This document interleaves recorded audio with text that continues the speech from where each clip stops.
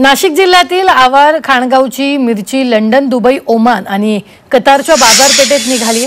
आंतरराष्ट्रीय बाजारपेठेत मिरचीला योग्य भाव मिळत असल्याने शेतकऱ्यांना याचा फायदा होतोय। याच संदर्भात आढावा घेतलाय आमचे प्रतिनिधी सुदर्शन खिल्लारे यांनी। खाणगाव उपबाजार आवारातील मिरची थेट लंडन आणि दुबईच्या बाजारपेठेमध्ये निघाली आहे। त्याचं वैशिष्ट्य असं की नाशिकच्या निफाड तालुक्यामध्ये भाजीपाला उत्पादन मोठ्या प्रमाणावर होत असतं आणि याच कृषी उत्पन्न बाजार समिती लासलगाव अंतर्गत खाणगाव उपबाजार आवारामध्ये मिरचीचे लिलाव सध्या सुरू आहे। आपण या ठिकाणी पाहू शकतो एक्सपोर्ट क्वालिटीची ही मिरची लंडन आणि दुबईच्या बाजारपेठेमध्ये एक्सपोर्ट होत आहे। या संदर्भात एक्सपोर्टर आहेत, त्यांच्याशी आपण बोलणार आहोत। मला सांगा काय कुठल्या आंतरराष्ट्रीय बाजारपेठेमध्ये आपली मिरची जाते सध्या आपली मिरची ही ओमान, कतार, दुबई आणि इंग्लंड इथून आम्ही प्रतवारी करून पाठवतो। सध्या काय बाजारामध्ये भाव मिळतोय, इथं काय मिळतोय आणि आंतरराष्ट्रीय बाजार भाव? लोकल मार्केट 30 ते 35 आहे। आंतरराष्ट्रीय बाजारामध्ये गौरी म्हणून व्हरायटी आहे, तिला आपण 90 ते 95 रुपये मार्केट आहे।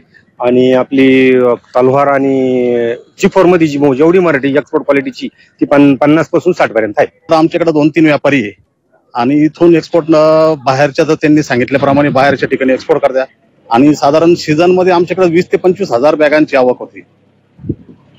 सीझन मध्ये 20 ते 25 हजार बॅगांची आवक होते आणि त्यातल्या त्यात नाशिकच्या मिरचीला ही लंडन आणि दुबईच्या बाजारपेठेत प्रचंड मागणी असल्यामुळे कृषी उत्पन्न बाजार समिती लासलगावच्या खाणगाव येथून ही मिरची थेट दुबई आणि लंडनच्या बाजारपेठेमध्ये जात आहे। Sudarshan Khillare, Zee Media, Lasalgaon. रत्नागिरी जिल्ह्यात अक्षय तृतीयेला हापूस आंब्याची आवक वाढली आहे। हापूस प्रति डझन 500 ते 700 रुपये किलोने विकला जातोय। मुंबईत दर गडगडले असले तरी स्थानिक बाजारात आंब्याला चांगला भाव मिळताना दिसून येतोय।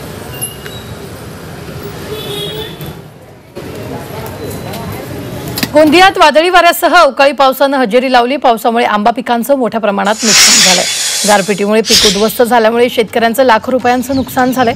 त्यामुळे तातडीने पंचनामे करून नुकसान भरपाई देण्याची मागणी करण्यात आली आहे।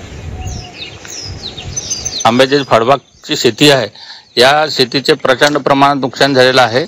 यामध्ये नीलम प्रकारचा जो आंबा आहे, नीलम आंबा खूप प्रमाणात झालेला आहे। तो आकाराने मोठा झालेला आहे, एक ते 1.5 किलोचा होतो, 1 ते 1.25 किलो पर्यंत आंबा होतो, परंतु तो अर्धा पाऊण किलोचा आंबा झालेला आहे। त्याच्या वजनामुळे काय माहित नाही, पण जो जोराचा सुसाट्याचा वारा सुटला होता त्या वाऱ्यामुळे आणि गारयुक्त पाणी पडल्यामुळे खूप प्रमाणात नुकसान झालेलं आहे। कृषी क्षेत्रातील बातम्यांचा वेगवान आढावा घेऊया। नंदुरबार जिल्ह्यातील केळी उत्पादक शेतकऱ्यांना केळीवर मिळणारं अनुदान 2 वर्षांपासून बंद झालंय।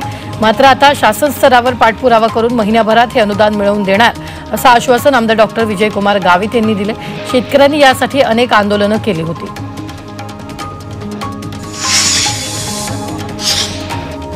खरीप हंगाम सुरू होण्याआधीच कृषी विभागाने शेतकऱ्यांना सल्ला दिलाय।